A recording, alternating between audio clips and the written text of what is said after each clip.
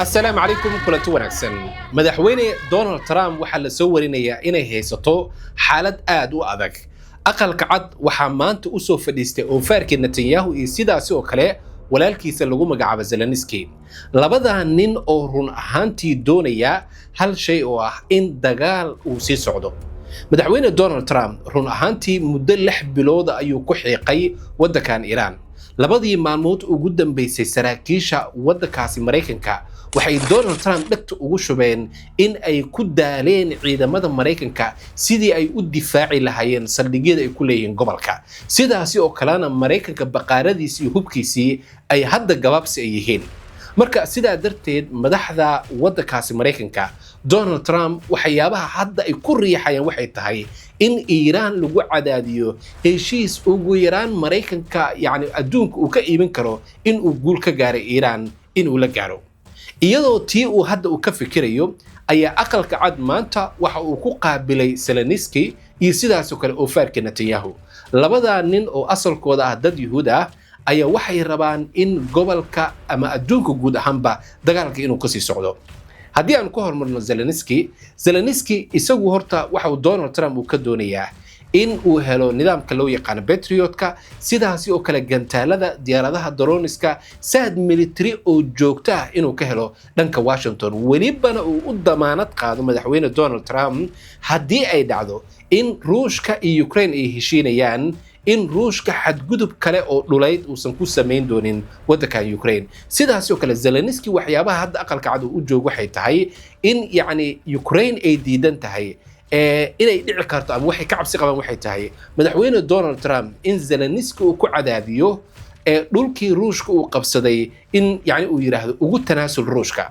marka run ahaantii ninkan Zelensky isagu waxa u tagay aqalka cad inuu helo saanad hub ah oo weer ugu qaado wadankan Ruushka dhanka kale Zelensky waxa uu 2 maalin ka hor u muujiyay in Ukraine ay qayb ay ka qaadan karto dagaalka gobolka bariga dhexe iyadoo weerar ku qaaday markab kamida maraakiibta wadankaas Iran oo ku sugnaa badda loo yaqaan Caspianka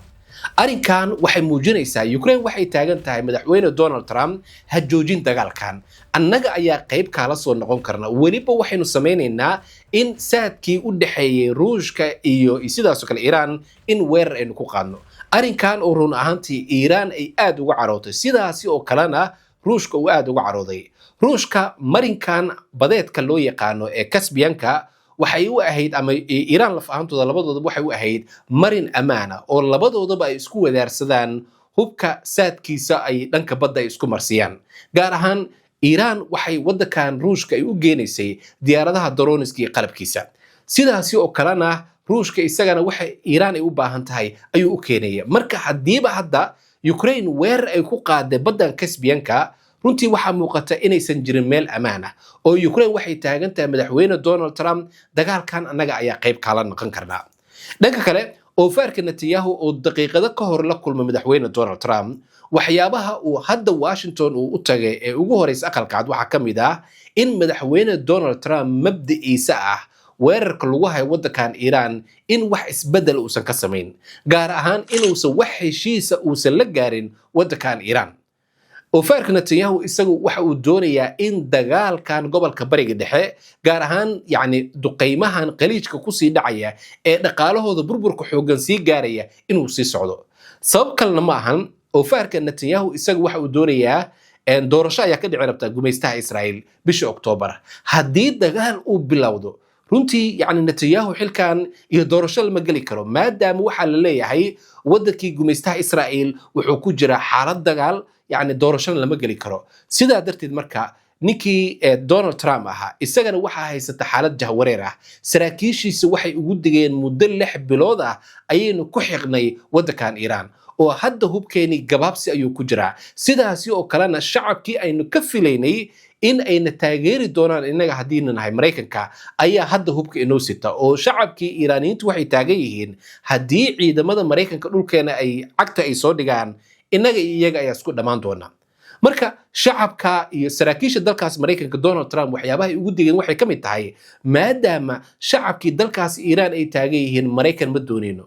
runtii shacabka iiraan waxay taagan yihiin maraykanka haddii dalkeena uu soo galo nidaamka waddankan iiraan hadda ka jira mid ka daran oo aad u fool xun ayaa dhici doona oo guud ahaanba in la bilaqaysto ee khayraadka waddankaasi iiraan gaar ahaan shidaalka oo maraykanka uu iska bilaqaysto marka waxay taagan yihiin haddiiba yacni aynu gunnimo aynu ku noolaanayno waxay inoo roon in yacni maamulka iiraan ee hadda jira in hoostiisa aynu ku noolaa si xuriyad ah aan ugu noolaano dhanka kale oofaarka netanyahu waxyaabaha donald trump oo hadda uu ka dhaadhicinaya waxaa ka mid ah in buurtan loo yaqaano alfaas ee waddankaas iiraan ku taalla ama guud ahaanba buuraha waddankaas iiraan ee ku hareeraysan ee loo yaqaano zagros in ay ku hoos jiraan kiimikada ama lagu bacrimiyo hubka nuclearka sidaa darteed uu ku qalqaalinayo maraykanka diyaaradihiisa iyo sidaasoo kalena israa'iil ay diyaar u tahay dagaalkan qayb ay kasoo noqoto runtii marka qorshaha ugu weyn ee netanyahu uu doonaya waxay tahay doorashada ka dhici doonta israa'iil inay baaqato hadda wuxuu u babaxsanayaa mar kale in iiraan weerar uu ku qaado laakiin iiraan waxay tiri hadda weerarkii aan ku hayay waddamadan khaliijka iyo gantaaladii iyo tuftaydii iyo tahliisha aan ku tuurayay waa kuwa aad u yar laakiin waxaa la soo bixi doonaa wixii dhacay 28 febraayo iyo wixii ka horeeyay 12 maalmood ee dagaalkii socday ee sanadkii hore marka sidaa darteed iiraan iyadana digniin ay bixinaysaa donald trumpna waxaa haysataa xaalad ah laa haaulaa'i walaa haaulaa'i dhanka kale oofaarka netanyahu iyo ninkan zeleniski maanta sidaasoo kale yacni waxyaabaha ay aqalka cad u yimaadeen waxaa ka mid ah waxaa ka geeriyooday wakiilkoodii cadaadiska xun saari jiray odaygii donald trump ahaa ninkii lagu magacaabi jiray